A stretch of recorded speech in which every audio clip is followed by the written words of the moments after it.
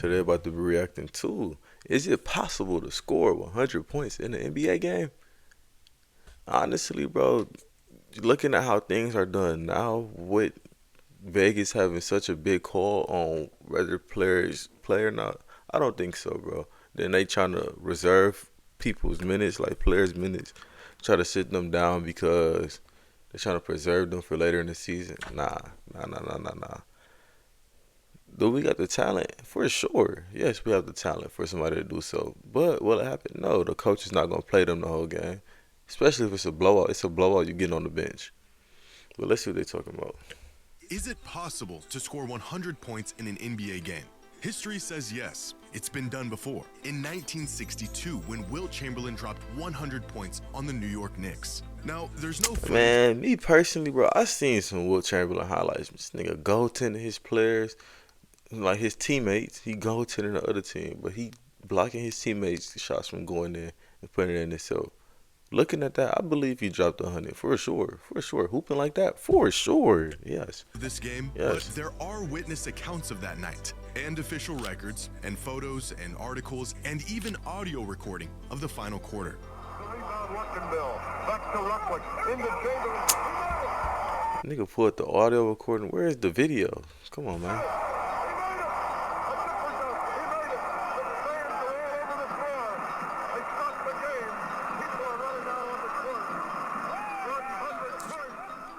Improbable? Yeah. The circumstances needed to have a night like this are just as rare as having the ability to pull off a night like this. But is it possible? It is. We have seen many players put together nights that were well on pace to setting records that Yes, were seemingly for sure. unbreakable.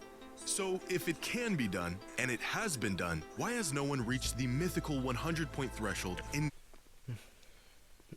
Vegas. And the coaches want to reserve their players. Oh, we don't need you in the game no more. We don't need you to get hurt. We're blowing them out by 20. Just go sit down for the rest of the game. I'm telling you. at least 65 years? I'm telling Well, you. just the other night, we got a glimpse at what it would take and what kind of player it would take to score triple digits in a single game.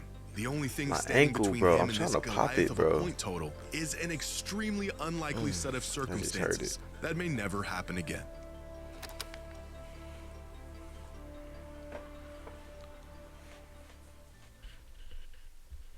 Today, Damn, I just got hit with double ass timeout, bro. I can't skip this one, but hey, I'm gonna get an ad block when I get monetized, bro. Don't worry about it. Get your money, my boy. SeatGeek. A couple weeks ago, Victor Wembanyama scored 25 points in just the first quarter in their matchup against the Lakers. Now, In if fact, somebody was to do so, though, who do y'all think it was? Curry out of his prime, but if I feel like if Curry wanted to, if he got in a game and his set goal was to score 100 points, he could do so back then. I'm going to say Victor Wembanyama. Victor Wembanyama.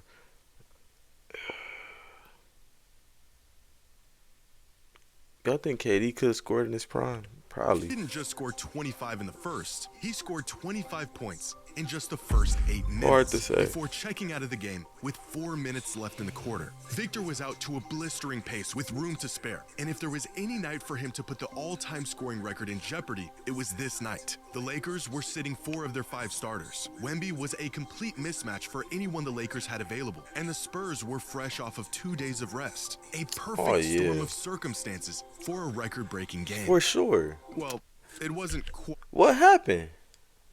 25 in the first? Would he stop scoring for the rest of the game? perfect. Oh, After hold on, getting out though. to a historic start, Wemby wouldn't check back into the game for another 6 minutes of game time. And the Damn. Lakers made some much-needed adjustments in the second half, holding Victor to just 3 points in the third before checking out with 3 points in the third? Oh, yeah, bro. He good. GG's. minutes left in the quarter, by which point the GG's. Spurs were blowing out the Lakers, and Wemby wouldn't see the court again for the rest of the game. His final stat line for the night, 40 points in just 26 minutes. Not quite the 40 points in 26 minutes. Jesus. Now you telling me if Victor was to play the whole game, he didn't play the whole game. It looked like he in restricted minutes.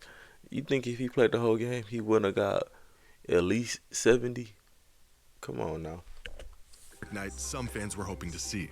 Despite many factors falling in his favor, Wemby's 100-point recipe was missing a few key ingredients. For starters, he was on a minutes restriction, so his time on the court was limited. Breaking 100 means more than likely playing the entire game. The Spurs also blew out the Lakers, and that's a big no-no. You gotta keep the game close enough to even stay on the court. And the Lakers have a competent coach who made the necessary adjustments to slow Wemby down.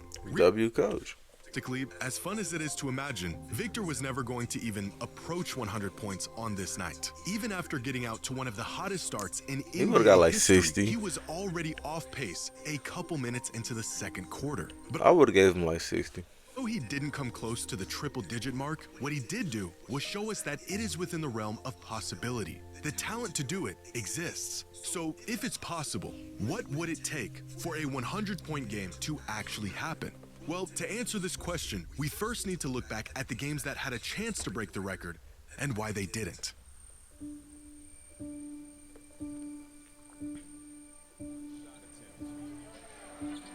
I'm sure they're gonna put Kobe up on here. Who else scored high?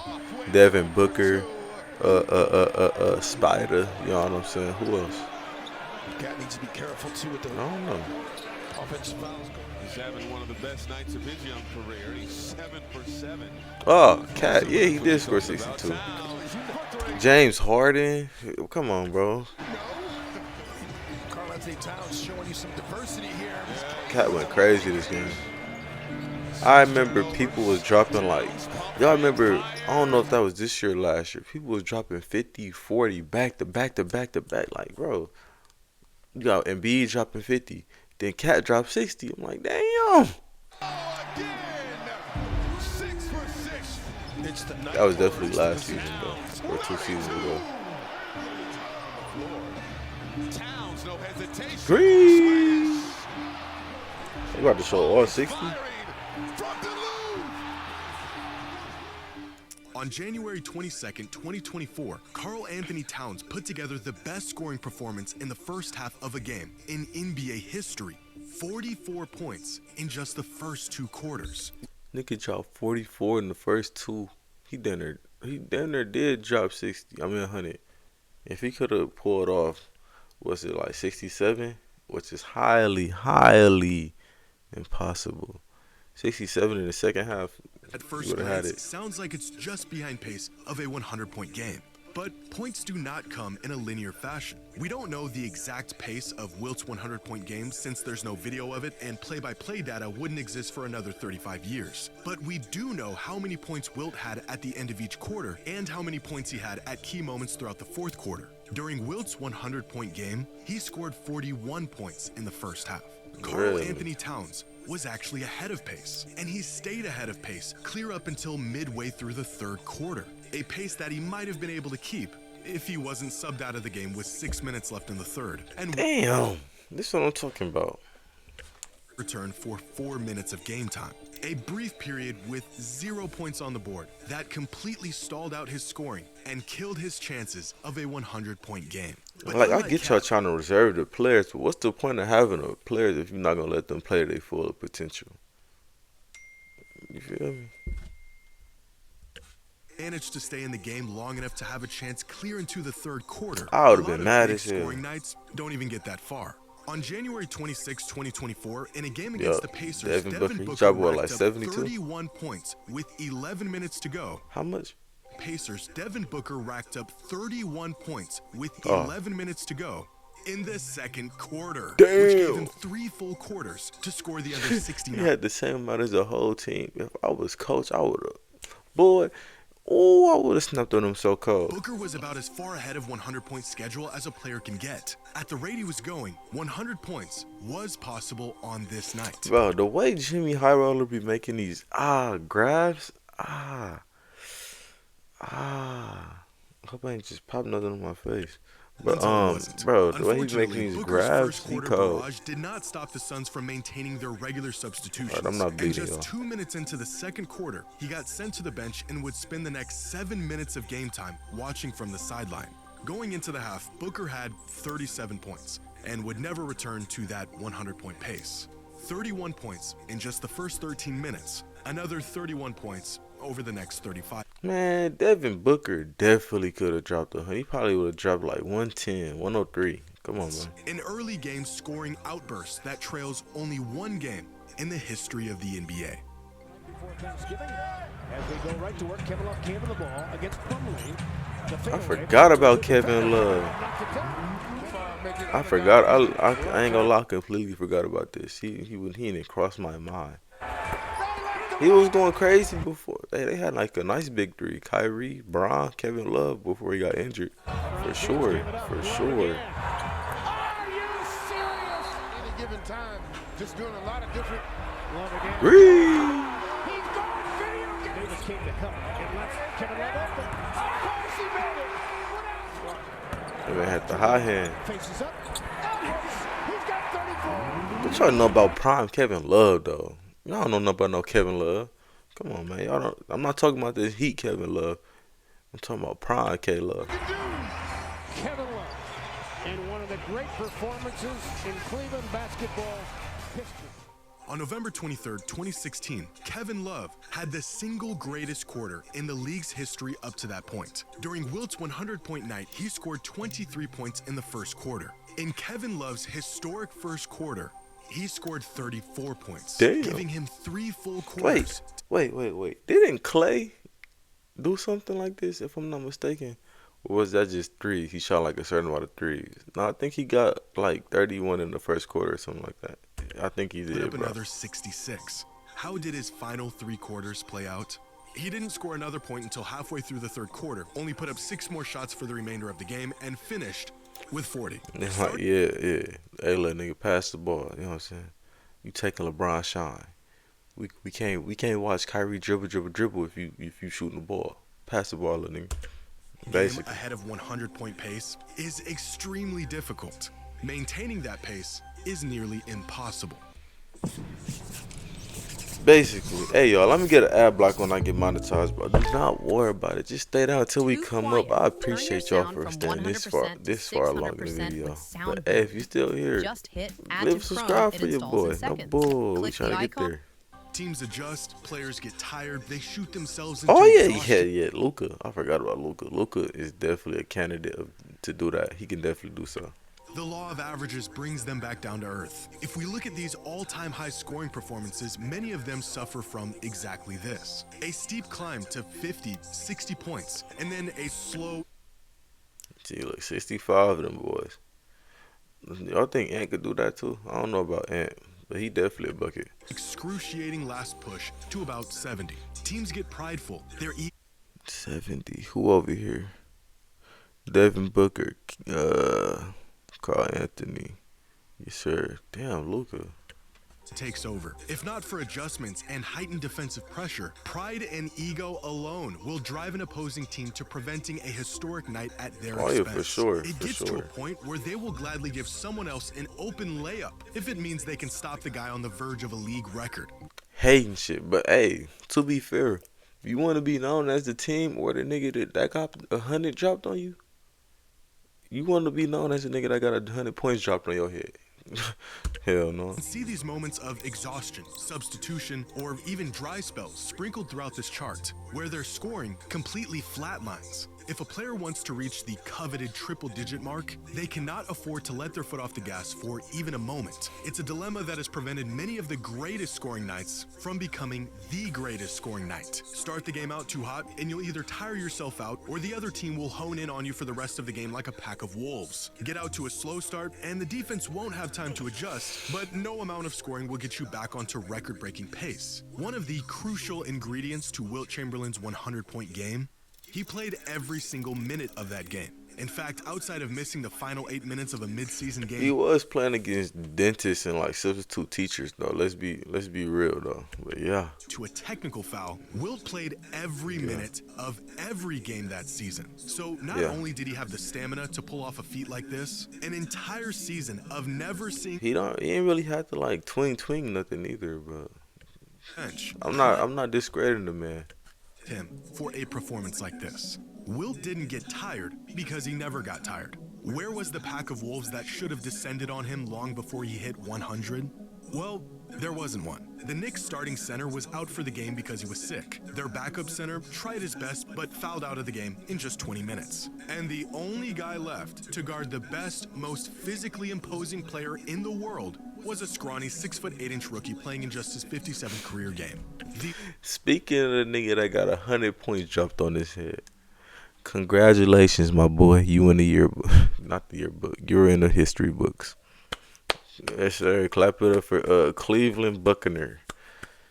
Sorry ass nigga. Yes, sir. Last words uttered from the backup center before he fouled out of this infamous game: why don't you just give the guy 100 now and we'll all go home? So what happens when a player doesn't work themselves into exhaustion? When they refuse to cool off, the defense is incapable of slowing them down, and they are only getting hotter as time goes along. Well, this brings us to the next ingredient of a 100-point game, and quite possibly the biggest reason why we may never see one again: the dreaded coach's decision. Now, one might think that the best example... What I said at the beginning of the video, though. Hey, I'm like 2 for 2 right now. Yes, sir. ...approaching the most points in a single game is, of course, the second most points in a single game: Kobe Bryant's 81 in January of 2006. And although this final result comes closer to 100 than anyone else ever has, the details of this game tell a different story. On his way to 81 points, Kobe had 53 going into the fourth quarter. The one crucial factor that pushed him to his grand total of 81: a close game. The Lakers were only up by 6 points on the Raptors after 3 quarters. They needed Kobe to stay in this game and close it out. Now, when a player is scoring at an extraordinary rate, the result is usually a blowout. It is the paradox of big scoring nights and the fatal flaw in many potential triple-digit performances. The more points you score, the bigger the lead you build on the other team, the less likely you'll be in the game later to score more points. On this particular night, the Lakers were so bad that a whopping 81 from Kobe was somehow necessary to get the win. Imagine if he didn't sit down for right here or go on no cold streak right here. At this moment right here, bro, he would have touched 100. Trust. Is almost never the case. Trust. Just 1 month before his 81, Kobe had an even better scoring night against the Mavericks. On December 22nd, 2005, in a matchup against the Lakers, Dallas scored 61 points going into the fourth quarter. Kobe Bryant had 62 points by himself, single-handedly outscoring the Mavs and dropping 30 in the third quarter alone. Look at the pace. Nigga playing like 2K, ain't he? On semi-pro or rookie mode. Kobe's 81 compared to his 62 through 3 quarters, and it is clear that this night was bound to be something even bigger. At the pace he was going, 100 points was possible. That boy got put on that bench, man. He should have kept the game closer. Damn. If the Lakers weren't blowing the Mavericks out. A 34-point lead on the Mavs going into the fourth meant Kobe would spend the last quarter of the game on the bench, not scoring a single point for the rest of the game. Hang on, I'm getting on coach ass. Like, bro, you see me trying to make history? Come on, man. Come on, man. Come on, man. And erasing what could have been a record-setting performance. On this night, Kobe Bryant and the Lakers made the all-too-common mistake of playing too good. For every game that has the potential to reach 100 points comes a monumental blowout that will stop it in its tracks. On November 30th, 2019, in the midst of averaging 40 points a game, James Harden decided in his prime, boy. to take things up a notch and drop 60 in just 3 quarters against the Hawks. Harden was narrowly trailing 100-point pace. During Wilt's 100-point game, he had 69 points going into the fourth. That is right neck and neck. Record-setting night within reach for Harden against a Hawks team that didn't have the slightest clue on how to slow him down. The only problem was this: an absolute blowout of a game. By the start of the fourth quarter, the Rockets were up by 54 points. Putting Harden back into this game to chase the scoring record would have been an abomination. And so his final points in the third quarter would be his final points. Man, see, look, sometimes you gotta smack the coach in this shit. Put me in the game. Come on, man. Come on, man. Total for the night at 60.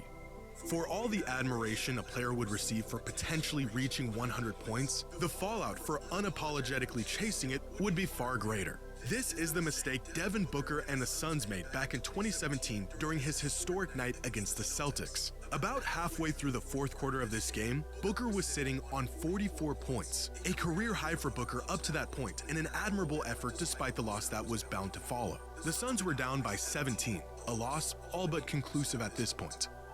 By the end of this game, just 7 minutes later, Devin Booker had 70 points. Damn! Hold on, let me do that math real quick. How much did he score in 7 minutes? 26 in 7 minutes. On earth did Booker turn a good scoring night into the 10th most points in a single game in a matter of minutes?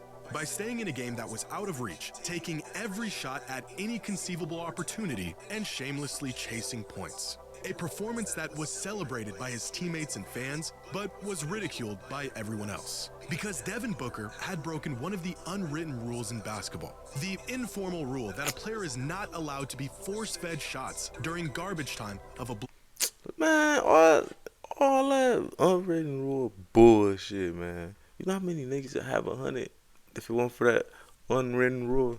Come on, bro. And any attempt to do so, Might wanna hear especially that. when chasing a record, will be void of any credit. But you also cannot stay in a game to chase numbers and pad your stats while up by so much that you have no reason to even play the final minutes of a game. Which Nigga, means that's just hating, bro, because everybody can't do it. A lot of people can't do it. Give me the ability to do it. Man, I'm doing it as much as I can, bro. I don't give a damn.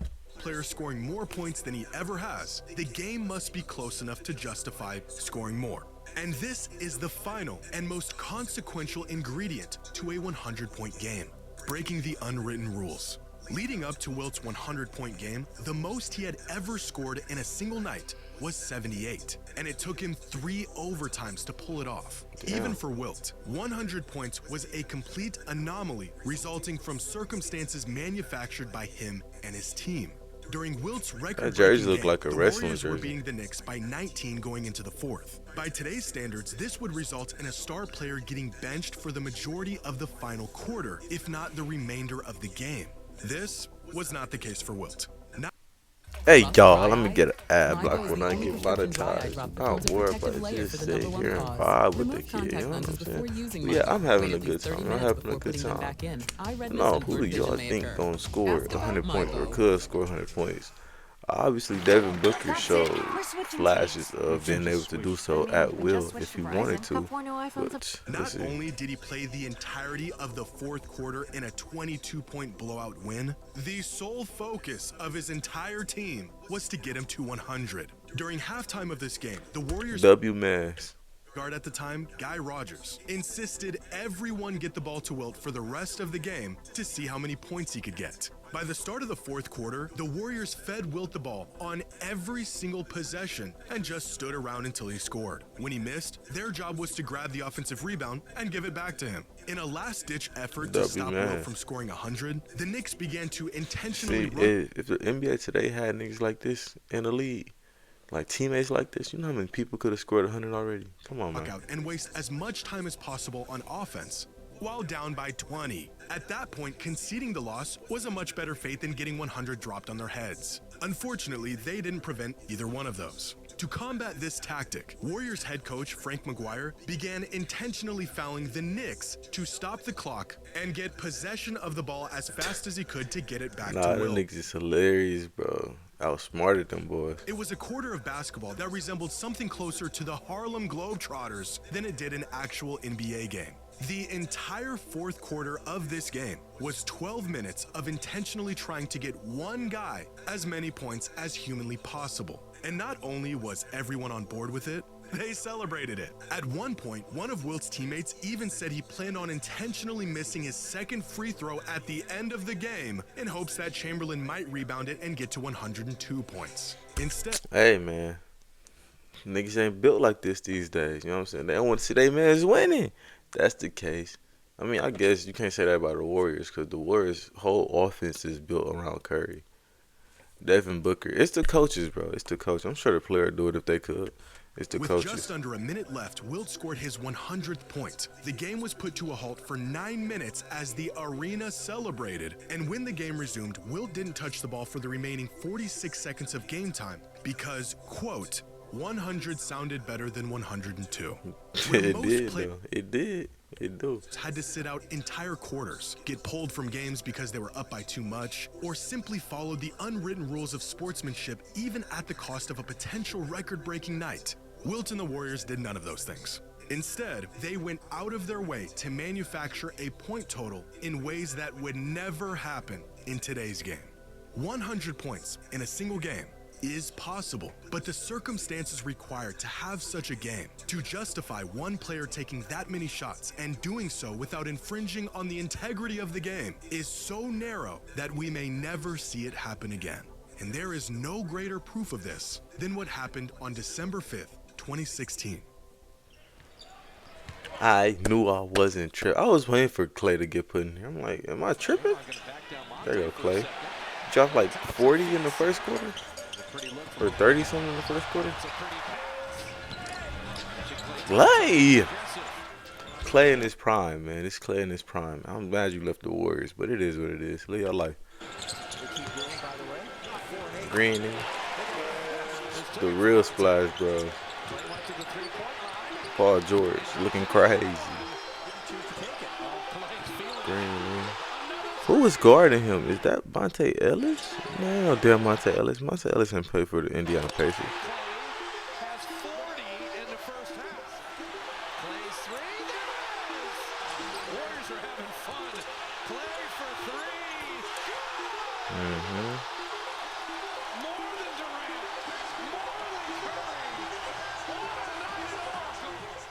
In what would go down as quite possibly the greatest display of shooting in NBA history, on December 5th, 2016, Klay Thompson scored 60 points on the Indiana Pacers in just 3 quarters. Goat. The real splash, bro. But it wasn't simply 3 full quarters of action. Klay Thompson scored all 60 of his points in just 29 minutes on the court. A performance unlike anything the NBA had seen since Wilt's 100. Because not only did Klay start the game on 100-point pace, despite getting subbed out of the game for an entire 6-minute stretch between the first and the second quarter, Klay managed to stay on 100-point pace longer than anyone else ever has. During Wilt's 100-point game, he scored 2.08 points per minute played. Man, Klay could have, man, he was so hot that night, he definitely could have scored 100, bro. Night, I'm not even just sitting here saying that. I'm not. Just because somebody scored 50 or 60 points a minute, they're going to score 100 automatic, but he definitely could have did that. He definitely could have did so. Points per minute. Now, we don't know the exact number of points Wilt scored in the minutes leading up to the fourth quarter, but based on accounts of that game, by the time Klay hit 60 points and was pulled to the bench, Wilt had 64 points. If there was ever a time we could have witnessed a player score 100 points with our own eyes, this was the game. Klay was on fire. He was keeping his pace, and he was doing so on ridiculous efficiency. The Warriors had a system tailor-made to get shooters open and counter double and triple teams, and the Pacers had no answer for him. And then this happened. 60 for Klay Thompson. You had 60 in 3 quarters. What That's do you some think would have happened? bullshit, man. That could have added on to another reason why that Warriors team was the best team to ever play the game. Come on, man. You had the chance to play in the 4th. Who knows? Hopefully, I don't know, Raj. That's a great question, but who knows? That is a great question. Vegas call right there. Vegas. No substitution with a minute and a half remaining in the third quarter. After sinking his 60th point of the game, Warriors head coach Steve Kerr subbed Klay out of the game. He didn't take another shot. He didn't play another minute. I'd be mad and as didn't hell. score another point. But not only did Klay not get to play the entire game, he didn't even get to play 3 full quarters. After the matchup, some fans speculated if he could have hit 70 if he wasn't pulled from the game. For Kevin sure. For sure. You definitely got at least 80. His At teammate at the time least. said he could have scored 80, but at the For increasingly rapid pace that he was scoring, Klay's final point total could have, and probably would have, been far more than that. On paper, Klay Thompson scored the 70th most points in an NBA game on that night. But in reality, this is about as close as anyone has ever gotten, and may ever get, to a 100-point game. Didn't I say that, though, at the beginning? I did. I remember, y'all. I said that, indeed. But no, let me know what y'all think down in the comments below. Klay is indeed past his prime. His prime is so far gone in the past. It's ridiculous. But nah, if y'all believe somebody in this league today could score 100 points, who do y'all believe it could be? I'm gonna give it to Luka, Wemby. Shea ain't gonna do that. That's the Warriors. I mean, the Thunder. They just got a good team. So I'm gonna say Luka, Wemby. Maybe Ant. Nah, that's stretching it. His career high like 40 or 50, 55, if I'm not mistaken. I'm just gonna say Luka or Ant. But nah, let me know what y'all think, and I'm gonna catch you niggas in the next one. Yes, sir.